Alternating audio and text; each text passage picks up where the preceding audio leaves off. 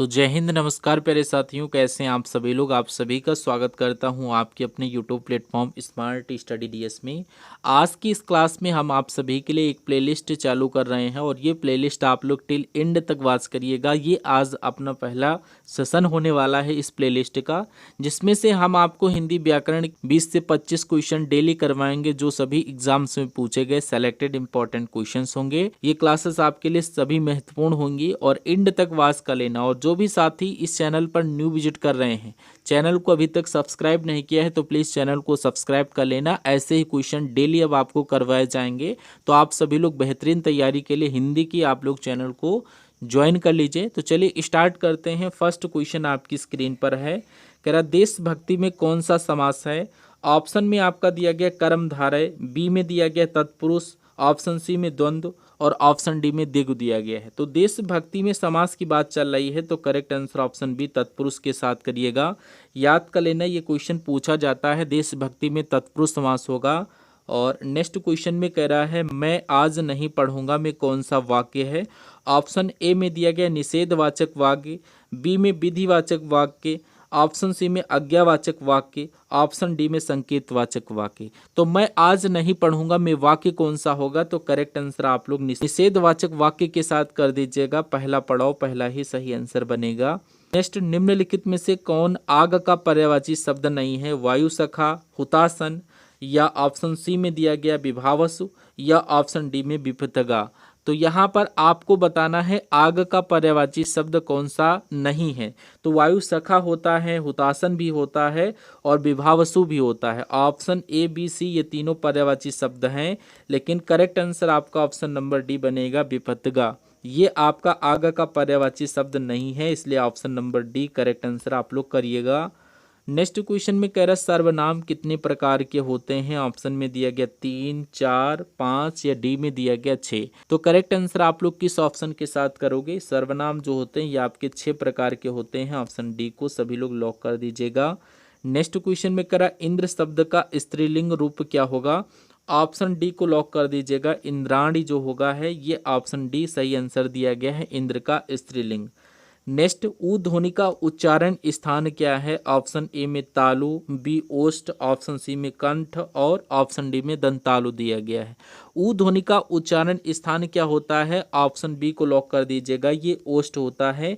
Correct answer आप लोग option number B के साथ कर दीजिएगा। नेक्स्ट, काश आज वर्षा होती, इस वाक्य में काश कौन सा निपात है।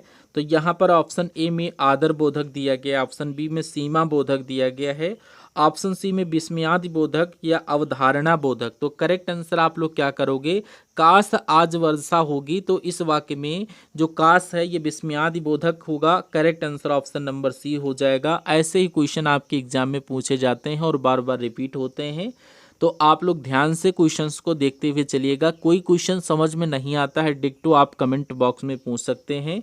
नेक्स्ट क्वेश्चन में कह रहा गाल बजाना का क्या अर्थ है। पिटाई करना, गाली देना, ऑप्शन सी में डींग हाँकना, ऑप्शन डी में क्रोधित होना दिया गया है। तो करेक्ट आंसर आप लोग गाल बजाना का अर्थ क्या करेंगे, ऑप्शन सी डींग हाँकना, option number C correct answer बनेगा। गाल बजाना डींग हाँकना के बराबर है, ऑप्शन सी करेक्ट आंसर। इनमें से कौन सी वर्तनी शुद्ध है, तो हम लोग यहाँ पर करेक्ट आंसर ही चूज करेंगे। ये वर्तनी आपके एग्जाम में डिक्टो पूछी जाती है, तो यहाँ पर ज्योत्सना कैसे लिखा जाएगा। करेक्ट आंसर जैसे ऑप्शन सी में लिखा गया है ऐसे आप लोग लिखिएगा ज्योत्सना। यहाँ पर आप लोग थोड़ा इसको सही कर लीजिएगा, ये आपका ऐसे होना चाहिए ज्योत्सना, ये आपका जो होगा ये ऐसे लिखा होना चाहिए। सभी लोग याद कर लेना, इम्पॉर्टेंट क्वेश्चन है। इस तरीके से यहाँ पर इसको होना चाहिए, इस तरीके से आप लोग लिख लीजिएगा, ठीक है। ऑप्शन नंबर यहाँ पर तो सब सेम ही दिख रहे हैं, लेकिन आप लोग यहाँ पर करेक्ट आंसर ऑप्शन जैसे कि मैंने आपको बताया है ऐसे लिख लीजिएगा। टाइपिंग में थोड़ा एरर हुआ है, आप लोग थोड़ा कोऑपरेट कर लेना। नेक्स्ट, कपीस में प्रयुक्त संधि का क्या नाम है। ऑप्शन ए में वृद्धि संधि, ऑप्शन बी में विसर्ग संधि, ऑप्शन सी में व्यंजन संधि, ऑप्शन डी में दीर्घ संधि। तो यहाँ पर कपीस में प्रयुक्त संधि का नाम आपको बताना है। तो देखिए विसर्ग संधि और व्यंजन संधि ये दोनों तो होंगी नहीं, ये आप सभी को पता है। अब या तो आपका ऑप्शन ए वृद्धि संधि राइट होगा या फिर ऑप्शन डी दीर्घ संधि होगा। तो कपीस का हम लोग संधि विच्छेद करके चेक कर लेते हैं। अगर आप लोग कपीस का संधि विच्छेद करोगे तो यहाँ पर ये क्या होगा, कप ईंधन क्या होगा, कप ईंधन ईस। तो यहाँ पर यह क्या दर्शाता है, यानी कि कपि का ई और इस का यहाँ पर ई मिलकर क्या बनाएगा, दीर्घ ई, क्या बनाएगा, दीर्घ ई। तो यहाँ पर correct answer option number D बनेगा, यह दीर्घ संधि है। उदाहरण के साथ याद करिए। नेक्स्ट क्वेश्चन में कह रहा है सन्मति का सही संधि विच्छेद क्या है, ऑप्शंस के अनुसार करेक्ट आंसर करिए। तो सीधे हम लोग राइट आंसर पर ही टिक करेंगे। तो यहाँ पर आप लोग ऑप्शन बी के साथ करेक्ट आंसर करिएगा, सत धन मति। यहाँ पर व्यंजन संधि का ये उदाहरण है। Correct answer option number B के साथ कर दीजिएगा। निम्नलिखित शब्दों में से किसमें विसर्ग संधि है, ऑप्शन ए में नरेंद्र, ऑप्शन बी में सज्जन, ऑप्शन सी में सदैव या अतएव। तो यहाँ पर आपसे विसर्ग संधि का उदाहरण पूछा जा रहा है। तो यहाँ पर विसर्ग संधि आपसे पूछी जा रही है। तो अगर हम लोग नरेंद्र का संधि विच्छेद करें तो ये आपका क्या हो जाएगा, नर धन इंद्र हो जाएगा। क्या हो जाएगा, नर धन इंद्र, जो कि ये आपका विसर्ग संधि का उदाहरण नहीं है। अगर हम लोग सज्जन का करें तो ये आपका क्या हो जाएगा, सत धन जन हो जाएगा, जो कि यह एक व्यंजन संधि का उदाहरण है, ना कि विसर्ग संधि का। सदैव का संधि विच्छेद अगर आप लोग करोगे तो क्या हो जाएगा, सदा धन एव। तो यहाँ पर ये भी आपका व्यंजन और विसर्ग संधि का उदाहरण नहीं है। अब हम लोग यहाँ पर ऑप्शन डी को चेक कर लेते हैं। अतएव दिया गया है। अगर हम लोग, ये तो आपका होगा ही होगा, लेकिन हम लोग फिर से चेक कर लेते हैं। ये आपका हो जाएगा अतः धन एव। क्या हो जाएगा, अतः धन एव हो जाएगा। आप लोग ऑप्शन डी के साथ करेक्ट आंसर कर दीजिएगा आप सभी लोग। नेक्स्ट क्वेश्चन में कह रहा अनुनासिक व्यंजन कौन से होते हैं, ऑप्शन ए में दिया गया वर्ग के तृतीय अक्षर, वर्ग के प्रथमा अक्षर, या ऑप्शन सी वर्ग के पंचमा अक्षर, या ऑप्शन डी इनमें से कोई नहीं। तो अनुनासिक व्यंजन होते कौन कौन से होते हैं, ये क्वेश्चन पूछा भी जाता है। ध्यान से आप लोग इसको याद कर लेना। करेक्ट आंसर आपका ऑप्शन सी के साथ होना चाहिए। वर्ग के पंचमा अक्षर जो है ये आपके अनुनासिक व्यंजन कहलाते हैं। राइट आंसर ऑप्शन सी याद कर लेना। नेक्स्ट, हिंदी वर्णमाला में स्वरों की संख्या टोटल कितनी है अगर आपसे पूछा जाए, ऑप्शन ए में 8, ऑप्शन बी में 9, ऑप्शन सी में 11, या इनमें से कोई नहीं। तो हिंदी वर्णमाला की बात चल रही है। करेक्ट आंसर आप लोग 11 के साथ करिएगा, जो कि यहाँ पर स्वरों की संख्या बताई गई है। ऑप्शन सी के साथ राइट आंसर करना, याद कर लेना, इंपॉर्टेंट क्वेश्चन है।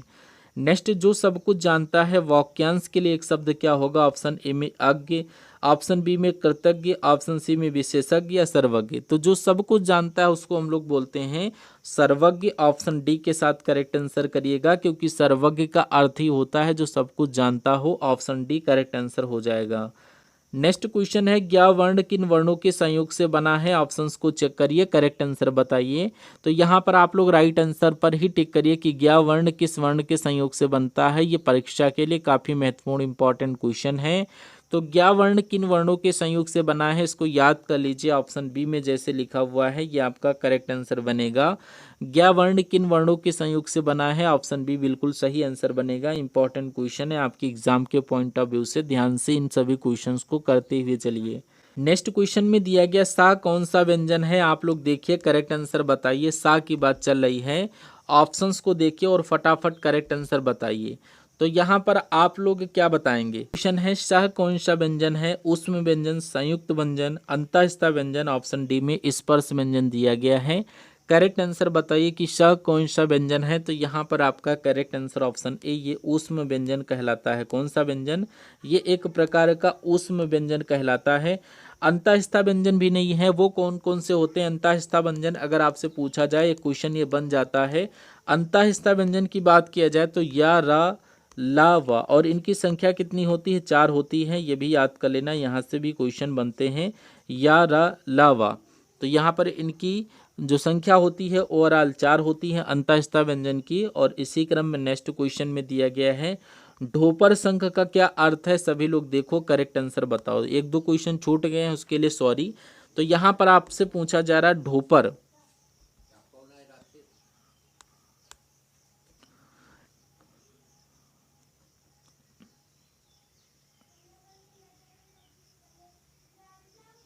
और नेक्स्ट क्वेश्चन आप सभी लोग देखिए, कह रहा है ढफोर शंख का क्या अर्थ है। ऑप्शन ए में विख्यात होना, ऑप्शन बी कांपने लगना, ऑप्शन सी बेवकूफ़, या सब संबंध छोड़ देना। ऑप्शन डी में दिया गया है।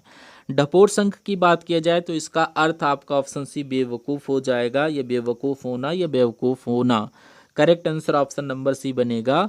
करेक्ट ढफोर शंख का मतलब होगा बेवकूफ़ या बेवकूफ़ होना। नेक्स्ट क्वेश्चन में पूछ रहा श्रृंगार रस का स्थायी भाव क्या है। ऑप्शन ए रति, ऑप्शन बी उत्साह, ऑप्शन सी हास या ऑप्शन डी शोक। तो यहाँ पर श्रृंगार रस का स्थायी भाव पूछा गया है और ये क्वेश्चन पूछा जाता है परीक्षा में। ध्यान से इसका करेक्ट आंसर करिए। ऑप्शन ए करेक्ट आंसर रति हो जाएगा। रति जो है ये श्रृंगार रस का स्थायी भाव है। उत्साह जो है ये वीर रस का स्थायी भाव है। हास्य रस का स्थायी भाव है।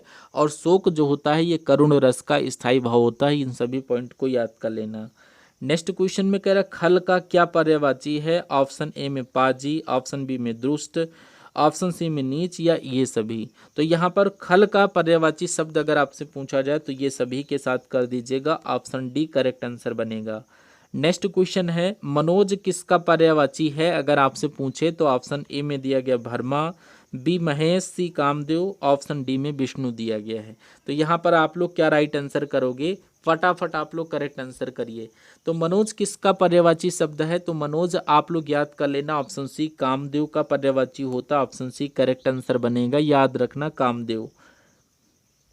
नेक्स्ट क्वेश्चन है उपसर्ग का विलोम क्या होगा। ऑप्शन ए में प्रत्यय, ऑप्शन बी में विसर्ग, ऑप्शन सी सर्ग या ऑप्शन डी परसर्ग।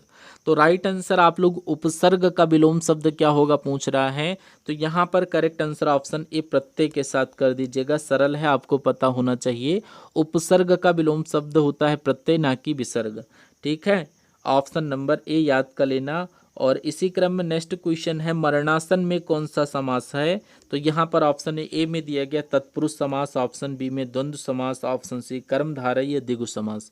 तो मरणासन की बात चल रही है। यहाँ पर करेक्ट आंसर ऑप्शन ए ये तत्पुरुष समास होगा। पहला ही ऑप्शन आपके क्वेश्चन का करेक्ट आंसर बन गया। मरणासन में समास होगा तत्पुरुष।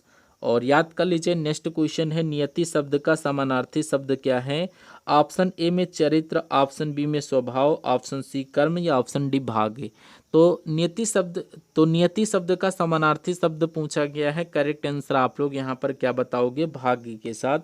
ऑप्शन डी करेक्ट आंसर हो जाएगा। नियत नहीं है, ये नियति है, यानी कि इसका करेक्ट आंसर आपका भाग्य हो जाएगा।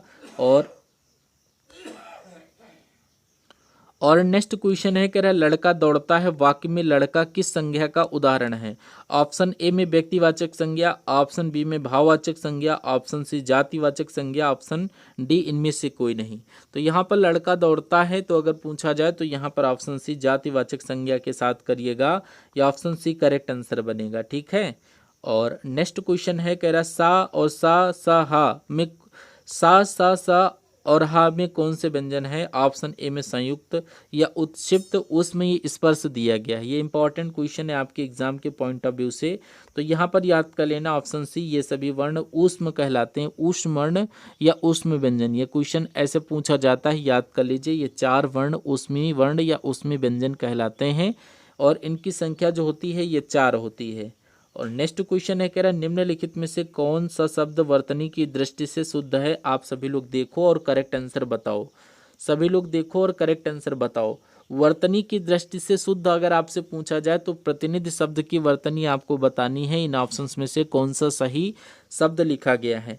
तो यहाँ पर ऑप्शन बी में जैसे लिखा गया है प्रतिनिधि, ऐसे ही लिखा जाता है। ऑप्शन बी बिल्कुल सही आंसर बनेगा। ऑप्शन ए गलत है, सी और डी भी गलत है। ऑप्शन नंबर बी जैसे प्रतिनिधि लिखा गया ऑप्शन बी में, इस तरीके से याद कर लेना जिसकी वर्तनी बिल्कुल शुद्ध है। नेक्स्ट क्वेश्चन है देश में जन्मा शब्द क्या कहलाता है। ऑप्शन ए आगत, ऑप्शन बी विदेशी, ऑप्शन सी देशज या ऑप्शन डी इनमें से कोई नहीं। तो देश में जन्मा यानी कि ऑप्शन सी देशज ये कहलाता है। सरल क्वेश्चन है, ऑप्शन सी करेक्ट आंसर बनेगा। और नेक्स्ट क्वेश्चन है गाड़ी शब्द क्या है। ऑप्शन ए में दिया गया आगत, बी में विदेशी, ऑप्शन सी विदेशज या ऑप्शन डी देसी। तो गाड़ी शब्द कैसा शब्द है, यहाँ पर ऑप्शन डी ये देसी शब्द है, यानी कि यहाँ पर देशज के साथ करिएगा। Correct answer option number D बनेगा। नेक्स्ट निम्नलिखित शब्दों में से फारसी शब्द का क्या उदाहरण है। इन ऑप्शंस में से देखिए ऑप्शन ए में अक्ल, ऑप्शन बी अल्लाह, ऑप्शन सी औरत या फिर ऑप्शन डी आवाज़। तो यहाँ पर फारसी शब्द बताना है इनमें से कौन सा होगा। करेक्ट आंसर आपका यहाँ पर ऑप्शन डी आवाज़ कैसा शब्द है। आवाज़ यहाँ पर फारसी शब्द है। याद कर लेना किस भाषा का ये शब्द होगा। आवाज़ आपका फारसी भाषा का शब्द होगा। नेक्स्ट क्वेश्चन है चाय किस भाषा का शब्द है। Option A French, option B अंग्रेजी, ऑप्शन सी चीनी या ऑप्शन डी जापानी। तो यहाँ पर ये भी क्वेश्चन पूछा जाता है परीक्षा में कि चाय किस भाषा का शब्द होगा। करेक्ट आंसर आपको यहाँ पर याद कर लेना है ऑप्शन सी, ये चीनी भाषा का शब्द है चाय। Correct answer option number C बनेगा। ये था आज के सेशन का अंतिम क्वेश्चन और आज ये अपनी पहली क्लास थी, तो आप लोग चैनल को सब्सक्राइब करके अपनी बेहतरीन तैयारी के लिए हमारे प्लेटफॉर्म को सब्सक्राइब करके बेल आइकन को ऑन करके जुड़े रहिएगा। और ऐसी वीडियो आपको डेली मिलेंगी। डेली आपको क्लास वॉच करना है, वो किसी भी टाइम आपको सेशन मिलेगा बट डेली मिलेगा। आप लोग प्लेलिस्ट देखते रहिएगा, मैं आज इसकी प्लेलिस्ट भी बना दूंगा। तो कैसी लगी क्लास एक बार फीडबैक के तौर पर बताइएगा आप सभी लोग कमेंट बॉक्स में। और हो सके तो इन सभी क्वेश्चंस का करेक्ट आंसर भी कमेंट बॉक्स में बताने की कोशिश करना। और लास्ट में ये अपना स्कोर कार्ड बताना कि 35 क्वेश्चंस में से कितने क्वेश्चन आपके सही हुए। ठीक है, चलिए हम सभी लोग मिलते हैं नेक्स्ट आने वाले सेशन में। तब तक के लिए जय Hind, thank you for watching this session.